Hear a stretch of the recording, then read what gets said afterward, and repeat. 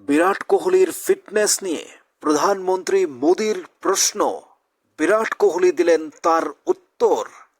কিভাবে প্রধানমন্ত্রী মোদিকে বিরাট কোহলি ফিটনেস টিপস দিলেন, একবার শুনুন কি বলছেন প্রধানমন্ত্রী এবং বিরাট কোহলি। দুজনের কনভারসেশন, দুজনের বক্তব্যে কি উঠে এসেছে, কিভাবে বিরাট কোহলি একটা ইয়াং বয়ের মতো এখনো মাঠে দাপিয়ে বেড়ান। ৩৬ বছরের বিরাট কোহলি কিভাবে ১৮ বছরের যুবকের মতো এই ফিটনেস মেনটেন করেন, কি খান বিরাট কোহলি, সবকিছু জানিয়েছেন প্রধানমন্ত্রী নরেন্দ্র মোদীকে। শুনুন কি বলছেন দুজনে। विराट जी, आपका तो नाम भी विराट और काम भी विराट। नमस्कार सर। दुबई में से आज समय निकाला और वहां तो ये खेल आपका बड़ा तनावपूर्ण रहता है, उसमें भी आपने और अपनी भागदौड़ भरी जिंदगी में अभी जो फिटनेस रूटीन फॉलो करते हैं,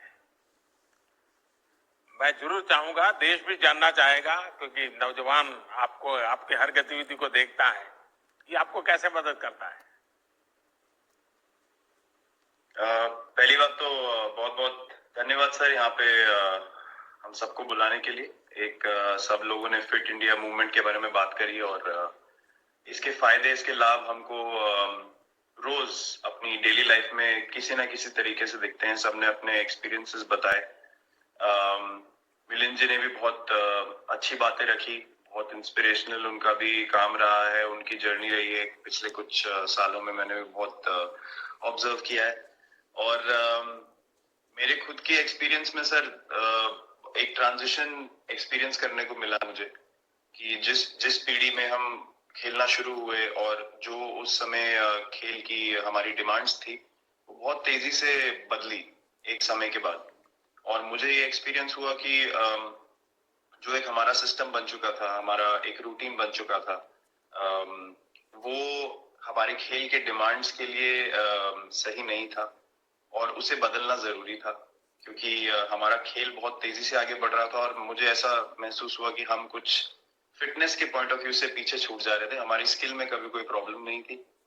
तो एक स्वामी जी ने भी बात रखी, आपने भी बात करी, मिलिंद जी ने भी पहले बताया, एक जो सेल्फ रियलाइजेशन की बात है कि आपको खुद से रियलाइज हो कि मुझे क्या बदलना है अपने अंदर।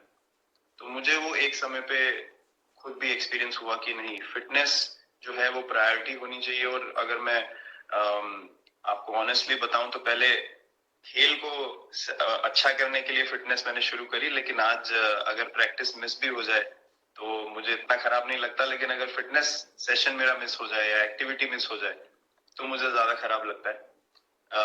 तो इसके फायदे जो है सर, वो पहले आपको ये जो नया मंत्र जगा, तो दिल्ली के छोले भटूरे का ही बहुत दुखता हुआ होगा। बहुत ज्यादा सर, मतलब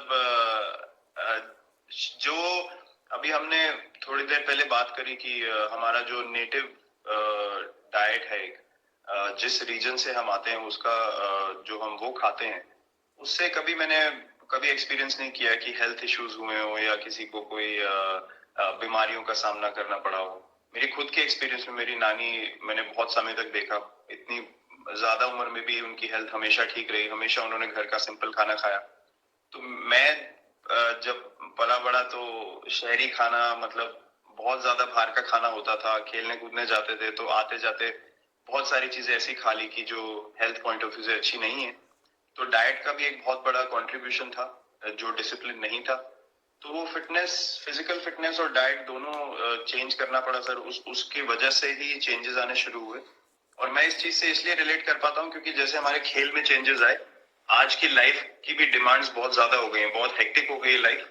तो अगर हम अपनी फिटनेस को उस पेस के साथ नहीं रखेंगे, सिंक में नहीं रखेंगे, तो हम पीछे छूटते चले जाएंगे। तो अगर हम लोग अपनी फिटनेस को नहीं इंप्रूव करते तो हमारे खेल में भी आज हम बहुत पीछे छूटते चले जाते हैं, क्योंकि आप सिर्फ अपनी स्किल पे डिपेंड नहीं कर सकते। आपका जो मेंटल स्ट्रेंथ है, वो आपका शरीर कितना तंदुरुस्त है और आपका दिमाग कितना तंदुरुस्त है, उस दोनों का एक कॉम्बिनेशन साथ में चलता है। तो अगर मेरा शरीर सपोर्ट नहीं कर रहा है जो मेरा दिमाग सोच रहा है, तो मैं जो करना चाहता हूँ मैं नहीं कर पाऊंगा। तो मुझे सामने छोटी-छोटी कैलोरी चीजें कम करने का भी तो चैलेंज रहता होगा और इतना बड़ा काम करने का भी चैलेंज रहता होगा, उसको कैसे हैंडल करते हैं? सर मैंने अभी जो अपने अनुभव में मैंने ये चीज एक्सपीरियंस करी है वो ये है कि खाने के बीच में समय देना बहुत जरूरी है। हम लोग बहुत बार खाते हैं और फिर बड़ी मील के बाद वो छोटा पोटा खाते चले जाते हैं पूरा दिन, तो वो जो हमारा सिस्टम है उसको कहीं प्रोसेस करने का मौका ही नहीं मिलता खाने को, और रात तक हम खाते चले जाते। तो मैं जब छोटा भी था तो 11:30-12 बजे डिनर हो रहा है, उसके बाद मीठा खा के एकदम सो गए, कुछ एक्टिविटी नहीं, कुछ उसके बाद वॉक नहीं। तो आई थिंक ये छोटी छोटी चीजें जो है जो बहुत मैटर करती हैं कि आप अपने अंदर के सिस्टम को भी कितना समय दे रहे हैं उस खाने को प्रोसेस करने के लिए जो आप खा रहे हैं। तो उसके लिए अवेयरनेस बहुत जरूरी है कि आप किस वजह से कर रहे हैं। आप अपने आप को ओवरऑल फिट रखने के लिए कर रहे हैं या फिर सिर्फ वेट लॉस के लिए कर रहे हैं, जैसे अभी रुजुता जी ने बोला। तो प्रायोरिटी बहुत जरूरी है अपने दिमाग में कि आपकी इंटेंशन ठीक होनी चाहिए, फिर अकॉर्डिंगली आपके रिजल्ट्स भी वैसे ही आएंगे बाहर। मैंने सुना है कि इन दिनों टीम के लिए एक योयो टेस्ट हो रहा है। क्या ये कैप्टन को भी ये योयो टेस्ट करवाना पड़ता है कि आपको छुट्टी होती है? और योयो टेस्ट होता क्या है, क्या क्या करना पड़ता है? सर टेस्ट ये बहुत जरूरी था फिटनेस पॉइंट ऑफ व्यू से। अगर आप ग्लोबल फिटनेस लेवल्स की बात करें तो बाकी टीमों से हमारा लेवल अभी भी कम है, और हम चाहते हैं कि वो लेवल हम ऊपर लेके जाएं। जो एक बेसिक रिक्वायरमेंट है आज की डेट में, हम लोग फोकस करते हैं कि जैसे T20 मैच हो गया या वनडे मैच हो गया, वो एक दिन में खत्म हो जाता है। लेकिन अगर हम टेस्ट मैच की बात करें जो 5 दिन आपको खेलना है, हर शाम को आपको वापस जाना है, अगले दिन फ्रेश आना है, तो उस पॉइंट ऑफ व्यू से ये फिटनेस जो स्टैंडर्ड था वो बहुत जरूरी था। और मैं सबसे पहले मैं ही जाके भागता हूँ, और ये कंडीशन है कि अगर मैं भी फेल हो जाऊंगा तो सिलेक्शन के लिए मैं भी अवेलेबल नहीं हूँ। तो आई थिंक ये सिस्टम और ये कल्चर सेट करना बहुत जरूरी होता है।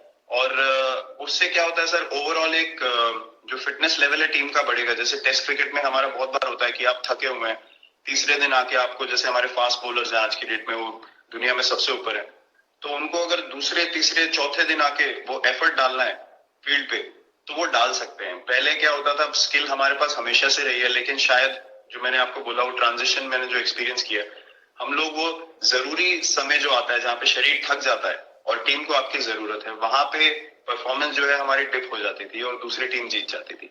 आज की डेट में हमारी फिटनेस की वजह से हम वो जरूरी समय में उस चीज को कैपिटलाइज कर पा रहे हैं और हमारे रिजल्ट्स उसी तरीके से आ रहे हैं। तो एक sir benchmark I think elite sports में होना जरूरी।